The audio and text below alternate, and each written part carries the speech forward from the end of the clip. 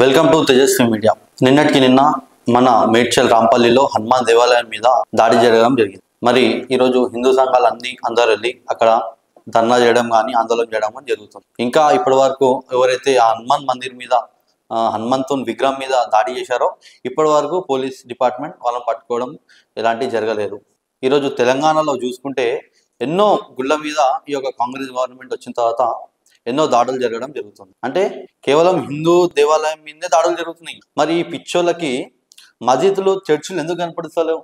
మరి ఈరోజు హిందువులు ఎందుకు ఈ మినిమం ఈ ఆలోచన కూడా ఎందుకు ఆలోచించలేకపోతున్నా నాకైతే అర్థం కావట్లేదు. మొన్నటికి మొన్న మన బంజారాల్స్ పెద్దమ్మ తల్లి గుడి విషయం అప్పుడైతే గవర్నమెంటే అధికారులతోటి గుల్గొట్టేయడం జరిగింది. మరి ఈరోజు పిచ్చోడు గుల్గొడుతుండు. అంటే తెలంగాణ రాష్ట్రంలో పిచ్చోళ్ళు ఎక్కువైపోతున్నారు.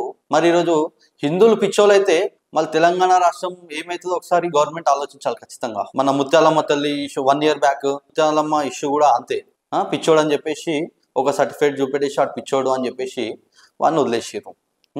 నాంపల్లిలో అంతే, ఓల్డ్ సిటీలు అంతే, సంగారెడ్డిలు అంతే, శంషాబాద్ నవగ్రహాలు అంతే. మొన్న రీసెంట్గా టప్పా చబుత్రాలో ఓ పిచ్చోడు వేసిండు, ఆ పిల్లి వేసింది. వీళ్ళకి పిచ్చోళ్ళు కుక్కలు పిల్లిలు ఇదే. ఇక్కడ పిచ్చోళ్ళు ఎవరైనా అంటే అది హిందువులే. ఎందుకంటే ఆ పిచ్చోళ్ళు చెప్తే మనం వింటున్నాం కదా, మనం పిచ్చోళ్ళం.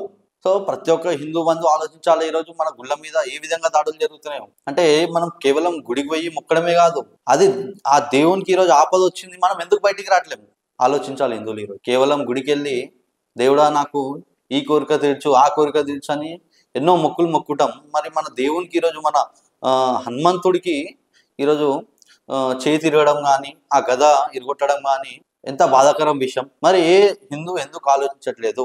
హిందువుల మీద ఈరోజు సిగ్గు చేయడం అనిపిస్తుంది. ఎందుకంటే రీసెంట్ గా ఐ లవ్ మొహమ్మద్ అని చెప్పేసి ముస్లిమ్స్ మొత్తం భారతదేశంలో బయటికి వచ్చి ప్లే కార్డ్స్ పట్టుకొని తిరుగుతున్నారు, ఎవరో ఏదో తప్పుగా మాట్లాడినందుకు. ఈరోజు వాళ్ళ దగ్గర ఏదో ఆ పోస్టర్ గురించి మాట్లాడితే వాళ్ళ దగ్గర ఇంత ఐక్యత వచ్చింది. ఈరోజు మన విగ్రహాలను గురిస్తుంటే మనకు ఎందుకు రావట్లేదు ఐక్యత? అంటే కేవలం హిందువులు గుడిలోకి వెళ్ళనికేనైనా, గుడి దేవుడితోటి కోరికలు తీర్చుకోవడమేనా, కొబ్బరికాయ కొట్టడమేనా? మరి ఈరోజు హిందువులు ఆలోచించాలి. ఏమనంటే కొందరు పార్టీలు మాకన్నా పెద్ద భక్తుడు అవ్వలేడు, మేము శివభక్తులం, మేము రామ భక్తులం అంటారు. ఏడిపోయారా మీరంతా? సిగ్గు శరా లేవారా? కేవలం హిందూ పండుగలను అడ్డుపెట్టుకొని హిందూ దేవులను అడ్డుపెట్టుకొని మాకన్నా పెద్ద భక్తులు ఎవరు లేమంటారు. మొన్నటికి మొన్న బంజారాల్స్ విషయంలో కొన్ని పార్టీ వాళ్ళు వచ్చారు.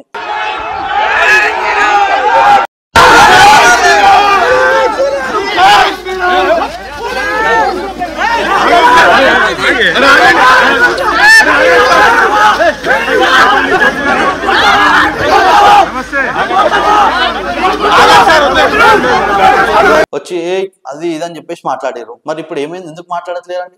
పెద్దమ్మ తల్లి విషయం కానీ ఈరోజు ఇప్పుడు వస్తారు, ఎందుకంటే ఎలక్షన్స్ ఉన్నాయి కదా, ప్రతి పార్టీ కూడా వస్తాడు, అక్కడ రాజకీయం చేస్తాడు. అంతకుముందు జరిగిన విషయంలో ఏ ఒక్క రాజకీయ నాయకుడు అవసరం రాలేడు.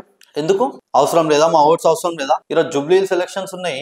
మరి కాంగ్రెస్ పార్టీ స్టాండ్ ఏదో ఒకసారి హిందువులు ఆలోచించాలా. మొన్నటికి మొన్న మన బంజారాల్స్ పెద్దమ్మ తల్లి గుడి విషయంలో కాంగ్రెస్ స్టాండ్ ఏంది, బీఆర్ఎస్ స్టాండ్ ఏంది, బీజేపీ స్టాండ్ ఏంది? ప్రతి ఒక్క హిందూ బంధు ఆలోచించాలా.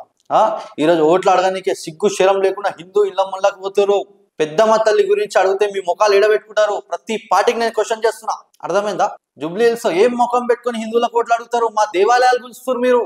దానికి ఏ ఒక్క రాజకీయ నాయకుడు ముందుకు రాలే. నేను బీజేపీ పార్టీని కూడా ప్రశ్నిస్తున్నా. ఈరోజు కొందరు నాయకులని, కిషన్ రెడ్డి గారు మీ దగ్గరికి మేము 50 మంది కలిసి కమిటీ మెంబర్స్ తో కలిసి వస్తే చేతులు దులుపుకున్నారండి. మీరు మినిమం కామన్ సెన్స్ ఉండాలి. మిమ్మల్ని గ్రౌండ్ లెవెల్ తిట్టుకుంటున్నారు. వీడు ఎప్పుడు పోతే అప్పుడు బీజేపీ పార్టీ బాగుపడుతుందని లిటరల్లీ చెప్తున్నా. చాలా మంది బాధపడుతున్నారు, ఎవరు చెప్పలేదు, నేను చెప్తున్నా. ఈరోజు అర్థమైందా? మీలాంటి వాళ్ళు ఉన్నంతసేపు బీజేపీ పార్టీ ఎదగదని చెప్పేసి చాలా మంది హిందుత్వ కార్యకర్తలు బాధపడుతున్నారు. ఏదైనా ఇన్స్టెంట్ ఈ యొక్క పార్లమెంట్ కాన్ఫరెన్స్ అయితే వేరే పార్లమెంట్ సంబంధించిన ఎంపీ వాళ్ళు రావాలంటే భయపడుతున్నారు. అతనికి సంబంధించిన కాన్ఫరెన్స్ అది ఒకవేళ మేము వస్తే మా మీద ఢిల్లీ లెవెల్లో కంప్లైంట్ చేస్తారని చెప్పేసి వాళ్ళు భయపడుతున్నారు. ఈరోజు కిషన్ రెడ్డి గారు మిమ్మల్ని ప్రతి ఒక్కరు తిడుతున్నారు, ఎందుకు మీరు ప్రతి దాని మీద ఎందుకు రెస్పాన్స్ అవ్వట్లేదు అని చెప్పేసి. ఈరోజు జూబ్లీహిల్స్ లో కూడా నేను రాజకీయం సైడ్ వెళ్ళొద్దు అనుకుంటున్నా, మాట్లాడొద్దని. ఈరోజు నాకు బాధ అనిపించి నేను మాట్లాడుతున్నా. ఈరోజు జూబ్లీహిల్స్ ఎలక్షన్స్ లో కూడా మీరు క్యాండిడేట్ ఎందుకు లేట్ డిసైడ్ చేశారండి? ఏమనంటే సెంట్రల్ కమిటీ వాళ్ళు డిసైడ్ చేయాలంటారు. మరి సెంట్రల్ కమిటీ వాళ్ళు మరి కాంగ్రెస్ పార్టీని ఎందుకు డిసైడ్ చేశారు? అక్కడ కూడా ఎలక్షన్స్ జరుగుతున్నాయి కదా బీఆర్ లో. ఒకవేళ బీఆర్ ఎలక్షన్ లో బిజీ ఉంటుంది కొంచెం అని చెప్పేసి కొంచెం నాయకులు బిజీ ఉంటారు కాబట్టి లేట్ గా డిసైడ్. మరి కాంగ్రెస్ పార్టీ నాయకులు ఎందుకు డిసైడ్ చేస్తారు జల్దీ? వాళ్ళు ప్రచారం చేసుకోవట్లేదా జల్దీ కాంగ్రెస్ పార్టీ క్యాండిడేట్ డిసైడ్ చేసి? మరి మీరెందుకు ప్రెజర్ తీసుకొని వెళ్ళారు పైదాకా? ప్రతి ఒక్క కార్యకర్తకు అర్థమవుతుంది ఈ రోజు వాళ్ళు వాళ్ళ బాధను కక్కలేక మింగలేక కడుపులో పెట్టుకొని బాధపడుతున్నారు. నేను కూడా చూసినోని కాబట్టి చెప్తున్నా, ఎందుకంటే అసలు అయితే రాంగు. మనం ఇన్ని రోజుల నుండి స్వయం కృషితోటి ఏం ఆశించకుండా మనం పార్టీ కోసము, ధర్మం కోసం, దేశం కోసం పని చేసినాం. దానికి మన గుర్తింపు లేదు, మన కడుపుల బాధ అదే, కానీ కక్కలేం మింగలేం. ఇది మాత్రం వాస్తవం అన్న. కార్యకర్తల బాధను అర్థం చేసుకోండి. మీరు ఏ విధంగా ప్రవర్తిస్తున్నారంటే దున్నపోతు మీద వానబడ్డట్టు ప్రవర్తిస్తున్నారు. దయచేసి ఈ యొక్క దాడుల వెనుక ఎవరున్నారు? మీరు సెంట్రల్ మినిస్టర్, ఈ దాడుల వెనుక ఎవరున్నారు?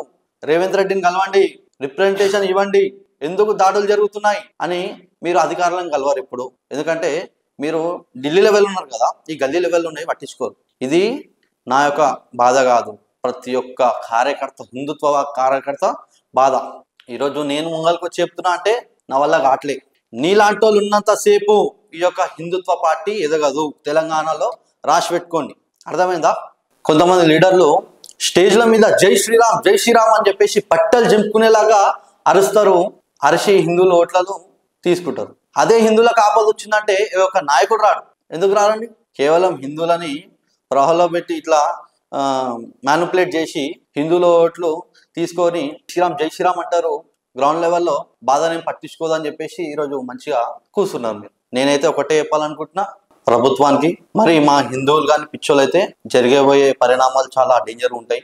దయచేసి మా హిందూ దేవాలయాల మీద దాడులు జరగకుండా చూసుకునే బాధ్యత మీదే. మీకైనా అనిపించట్లేదా ఇన్ని దాడులు జరుగుతున్నాయి మన గవర్నమెంట్ వచ్చిన తర్వాత? దీని మీద ఖచ్చితంగా కఠిన చర్యలు తీసుకోవాలని మినిమం సోయి కూడా మీకు లేకుండా పోతుంది. దయచేసి నేను ప్రతి ఒక్కరికి ఒకటే రిక్వెస్ట్ చేస్తున్నా. ఫైనల్ గా మన గుళ్ళ మీద దాడులు మన గుడిల మీద దాడులు చేసేవాడిని ఖచ్చితంగా కఠిన చర్యలు తీసుకోవాలని గవర్నమెంట్ కి డిమాండ్ చేస్తున్నా. జై శ్రీరామ్.